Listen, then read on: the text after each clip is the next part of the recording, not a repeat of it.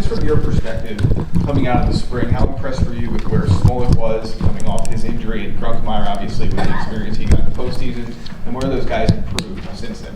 Well, impressed with both of them, where they were, how they left spring, and then going into, through the summer, because there's a lot of development that does occur in the summer, and so those guys did what you look for. And actually, I talked to the offense about this, and this really applies to everybody, but not just those two positions. But nowadays, fall camp is a continuation of everything that we did in spring through summer and into fall camp. But before, when there was no ball that you could use in the summer, there was very limited time with the players. There's still limited time, but it was like you had to start over. You had to really, really evaluate where everyone was at. Now we haven't had that, so I've been able to see those guys make incremental strides throughout spring and summer. And sometimes when you are in it all the time, those incremental strides and improvements, they're not as noticeable until you start going against the defense. I think both those guys have done a great job. Their grasp and understanding what we're doing offensively specifically is higher for sure than when the year 2025 started. And it's very evident with their approach to, preparation, meetings, how they handle the huddle, all those things. It's very, very evident. So, looking forward to that battle continuing. I think, this program is all about competition. And, when you have competition at the quarterback room, I think that's awesome for the whole organization. In the middle here, Max. Andy, how's it going? Great. James just talked a little bit about the offensive line, a couple of position battles there.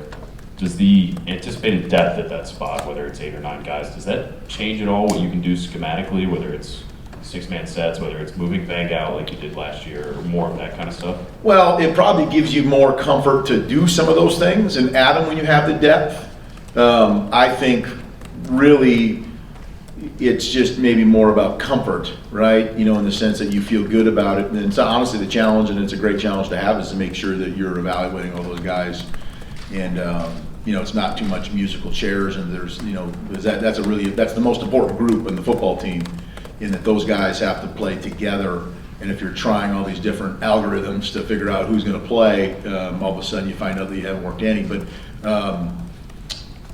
the fact that we have maturity in that group, right? And you have some guys who are younger that we're excited about, or newer to the team, getting reps, the way that they've showed and demonstrated already what they could do throughout spring, summer, and fall camp.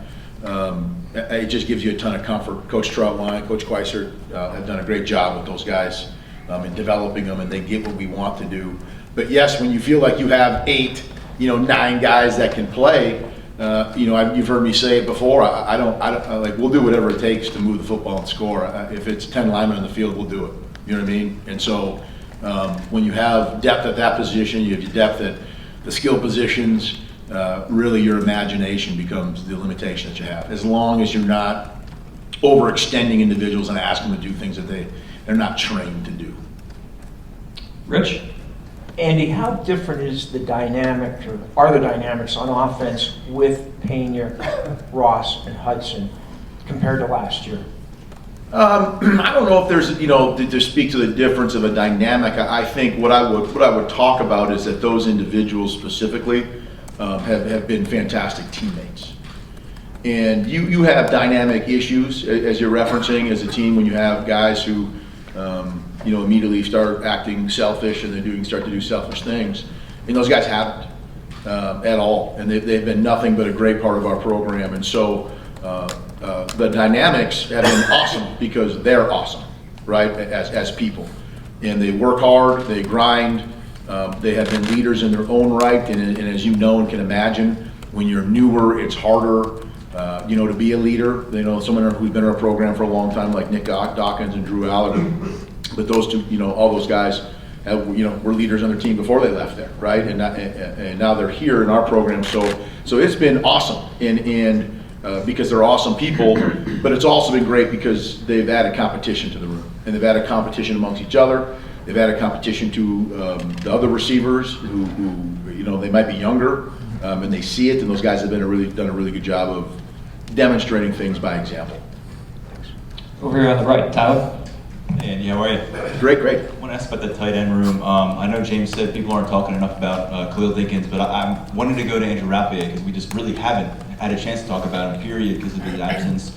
What does it look like with him getting back onto the field this camp and thus far? And what have you seen over the past 7-8 months that we haven't that give you confidence he's going to be able to contribute this year? Well, I would tell you the first thing you can see with him is that just a willingness to want to inject himself to get better.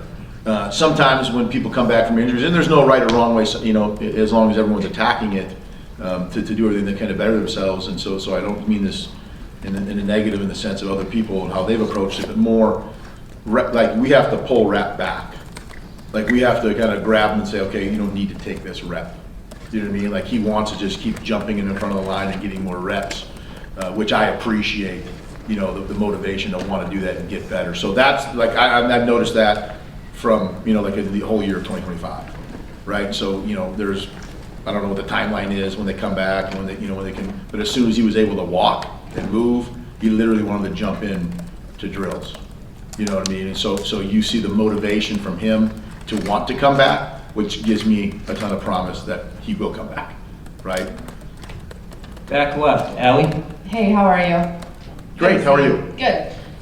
We think about college sports in general, usually these veteran teams, that poise that they can have late in the season is what shines through. When you watch a college basketball team make a run, a bunch of fourth-year guys might make the difference. When you look at your offense, how much of this core is coming back, particularly quarterback, running back, offensive line? Does that give you confidence that they've seen a ton of football, they've played a ton of football, and maybe you can be a little bit more creative and lean on them in this fourth year for them?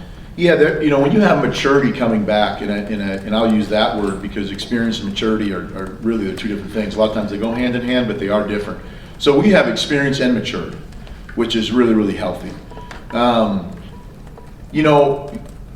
What you worry about as a coach, because football at this level in the competitive environment, there is going to be adversity. We're going to face adversity. How much, what it looks like, nobody really knows. But the fact that we have been able to observe our guys and they've responded the right way to adversity, there's no surprises, right? And then they can show by example what responding to some sort of challenge looks like, okay? So the fact that we have that, and then you build that into the younger guys, the newer guys that we need to develop and grow, and then you build into the, I'm going to use the word comfortable, even though this program really is all about making people uncomfortable. They're very comfortable with what we're doing. They know what practices are going to be like.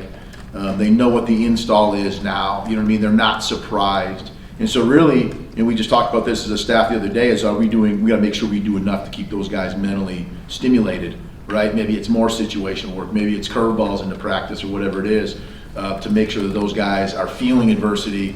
They're feeling, new stimulus that they have to respond and react to, and allowing them to get better. And coach, I'll say this because it matters. As a coach and a teacher, one of the easy things to do is want to always coach your young guys first, because typically that's kind of the low-hanging fruit, because the things that you teach them are so superficial. But to coach a guy like Drew Allar and Nick Dawkins and the receivers that are seniors and Dink, who was brought up earlier, like those guys have played a lot of football. Like for us as coaches and teachers to develop them, we got to find other ways to challenge them and grow. And it's actually been really fun and rewarding as coaches to be able to do that, the things that we can do with them. We got time for one more. Audrey? Hey Andy, how are you? Great, how are you? I'm good, thank you. Wanted to ask about Drew Allar, and what do you think are maybe some of the next steps you want to see him take this year, and where are maybe those areas for biggest growth? Well, it's just we're in it now, so it's kind of hard to sit there and say, well, this is what you have to do from last year, because that's over now.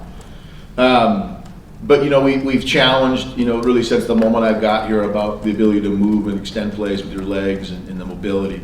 And I think I said this in the spring, I'll say it now, he's moving awesome.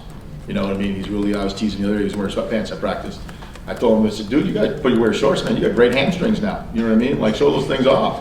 And he laughs, of course, but I was being serious. But so that, the way he can move and handle that, like he's so comfortable with all the things that we're doing, and it's more about like communicating with him and collaborating with him than it is necessarily just coaching him.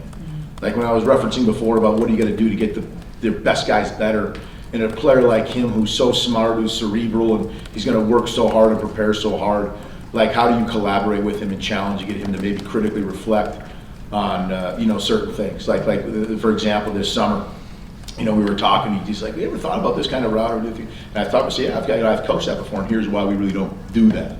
You know what I mean? For him to see and understand and kind of grasp where, you know, especially as an offense, it's really easy to just grab a bunch of plays and do them, but you can't do that because you can't train yourself and all those things, right? So to have those mature conversations about what we do, why we do it, what you saw, why he made the decision he did, is really what's going to help elevate him. You know what I mean? Like he's at the point now in his career here with Coach Franklin and being at Penn State. So like he has some autonomy, meaning like he doesn't need to be told what to do with thinking, right? Like he needs to be involved in the thinking process, and it has very, very much been.